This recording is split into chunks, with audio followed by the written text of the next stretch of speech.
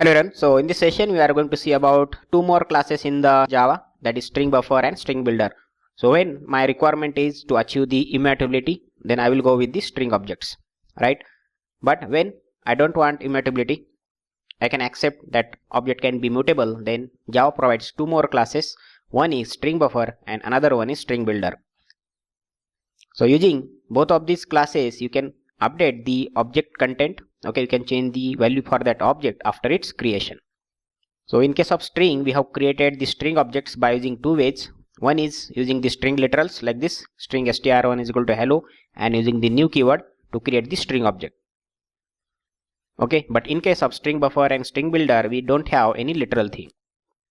Okay, so you just need to use new keyword to create StringBuffer and StringBuilder objects.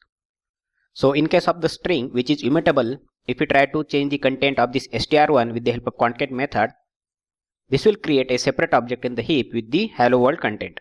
So this action will not change the original str1 object. Okay, so original object will remain as it is. That is why we will get hello in the output here. But in case of StringBuffer and StringBuilder, I can change the content of the original object after its creation. Okay, so here sb1 is currently pointing to the hello, and using sb1.append method, I am going to add this word after this hello. So this will simply modify the original object sb1. Okay, and that is why in the output we will get hello world. Same thing with the string builder. With the help of append method, we are changing or we are modifying the value of original object. Okay, so here also we will get hello world. So from these two, StringBuffer and StringBuilder, StringBuffer is thread safe and StringBuilder is not thread safe. Okay, so when you are working in a single thread environment and if you want high performance, then always go for StringBuilder, because StringBuilder is not a thread safe. So there is no thread locking mechanism in case of StringBuilder. So that's why performance will be high. But in case of StringBuffer, it will always check for other thread to complete its operation. Okay, as it is a thread safe. So as it is a thread safe, obviously its performance will be low as compared to the StringBuilder. So for the single threaded environment, StringBuilder will give you high performance, and if you are working in the multi-threaded environment, always prefer StringBuffer. So if you use StringBuilder in the multi-threaded environment, there are the chances of corruption of your data or inconsistent result, as it is not a thread safe. So all the methods from the StringBuffer class are synchronized, and all the methods from the StringBuilder are not synchronized. And in case of string, it is already a immutable objects, right? So no thread can modify the current object. Okay, so automatically it is a thread safe, and synchronization will not required in case of string objects. Now let's look at the equal to and equals method for string, StringBuffer and StringBuilder. So first look at for the string. So s1 and s2 will point to the object with the Java content in the SCP. Okay, so these statements only create single object with the Java content in the SCP, and with the help of new operator, this will create one object in the heap and one object in the SCP with the Java content. But we already have a object with the Java content in the SCP, so only one object will be created in the heap with Java content. So here we are checking s1 equal to s2. So this will try to compare the reference of the objects. Okay, so are s1 and s2 are pointing to the same objects? Yes, they are pointing to the same object in the FCP. So here we will get true. Here s1 equal to s3. So s1 is pointing to the object in the SCP and s3 is pointing to the object in the heap area. That means objects are different. So here we will get false. So s1 pointing to the object in the SCP, s3 pointing to the object in the heap. So we will get false. So in case of string, equals method is used for content comparison of the objects. So s1 object content is Java and s3 object content is also Java. So both the objects content is same. So here we will get true.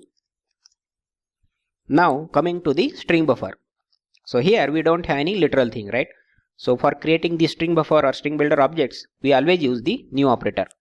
So as we are using the new operator, every time object will be created in the heap area.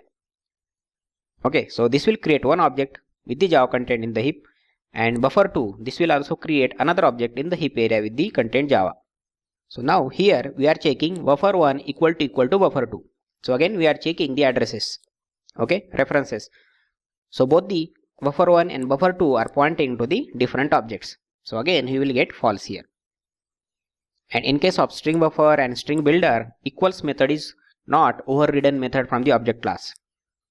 So this equals method from the object class is going to check the reference again. Okay, so always remember, for StringBuffer and StringBuilder, equals method is used for the reference comparison only. But in case of string, this equals method is used for the content comparison, because this method, equals method, in case of string is a overridden method from the object class, and that is used for the content comparison. Okay, so StringBuffer, as they are pointing to the different objects, again here you will get false. So same thing will happen with the StringBuilder. So as builder1 and builder2 are pointing to the different objects, again here you will get false, and here also you will get false. Okay, so both equal to and equals method will be used for the reference comparison in case of StringBuffer and StringBuilder objects. So here another question is how I can check the content in case of StringBuffer and StringBuilder. Okay, so I know equals method is going to check the reference only in case of StringBuffer and StringBuilder, but anyhow I want to check the content. Okay, so one simple way is you can convert the StringBuffer and StringBuilder objects to the string objects and then use the equals method. So like this we can do the content comparison. So I have used toString method from this StringBuffer class. Okay, so this will simply convert the StringBuffer object into the string. Then use the equals method. Then again buffer2 dot to string. So both the buffer1 and buffer2 are string objects now, and then equals method will be used for the content comparison. Right? So here we will get true. Okay, so in case of StringBuffer and StringBuilder, how we can check the content of the objects? Just convert those objects into the string objects using toString method. So two more points we will see: performance between the StringBuffer and StringBuilder, and then we will see some useful utility methods or common methods from StringBuffer and StringBuilder class. So as we have already seen, in case of StringBuffer it is a thread shape. So all the methods from the StringBuffer class are synchronized. But in case of StringBuilder, all the methods are not synchronized as it is not a thread shape. Okay, so that is why StringBuilder will give you high performance. That means it will take less time for performing the operations.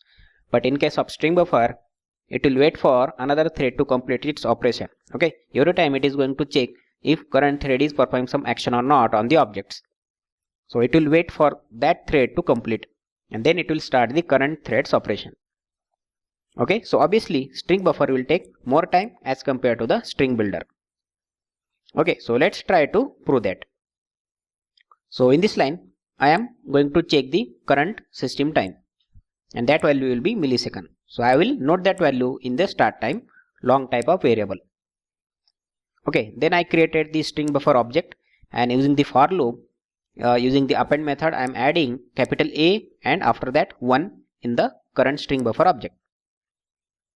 Okay, so that I am running for 1 lakh. Okay, 1 lakh iteration. So I starting from the 0 and I will go up to the 1 lakh.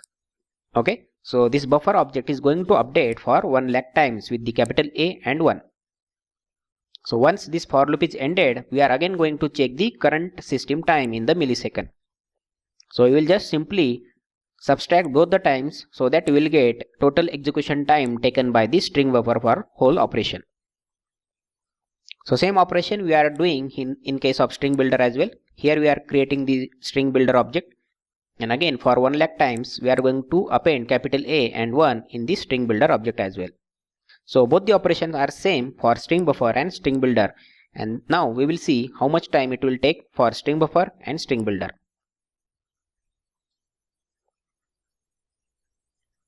So if you see here, time taken by the StringBuffer is 96 millisecond, whereas time taken by the StringBuilder is only 13 millisecond. So in case of single threaded environment, StringBuilder will always a best choice, which will give you high performance.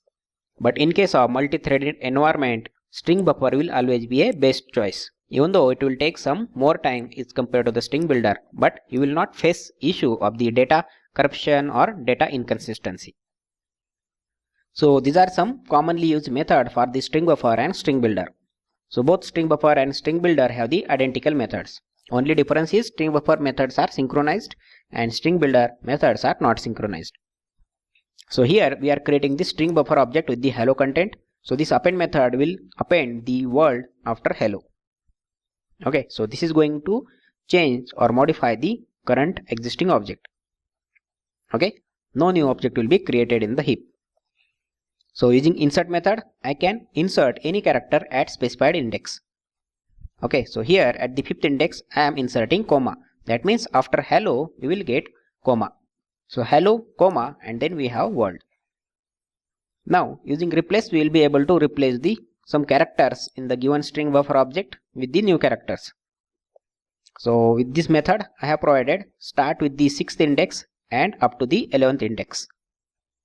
Okay, so again similar to the string, the start index will be inclusive and end index will be exclusive.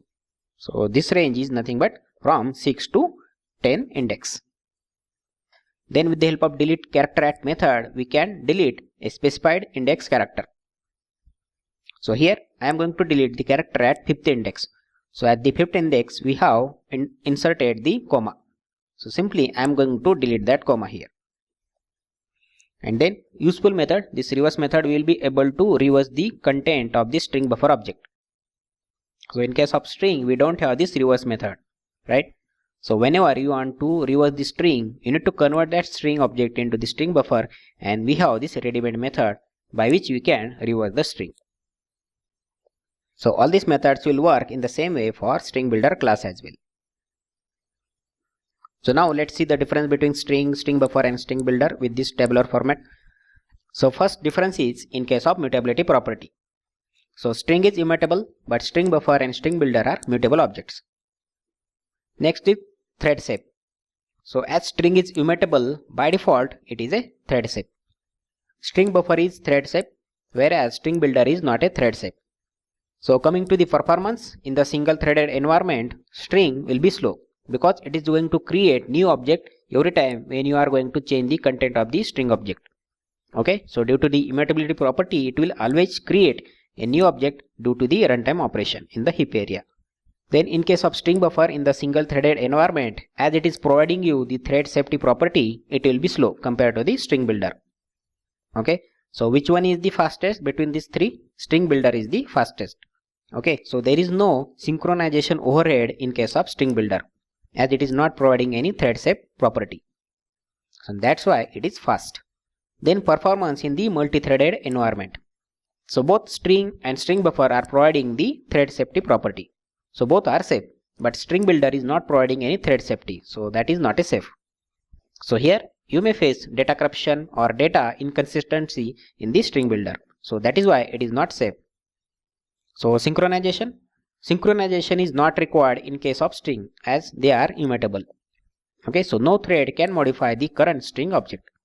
In case of StringBuffer, again it is a thread shape, so every method is synchronized. So you will get proper synchronization in case of StringBuffer, and there is no synchronization in case of StringBuilder. Then we have the use case. So when you are dealing with the fixed content or constant text data, always go for the string.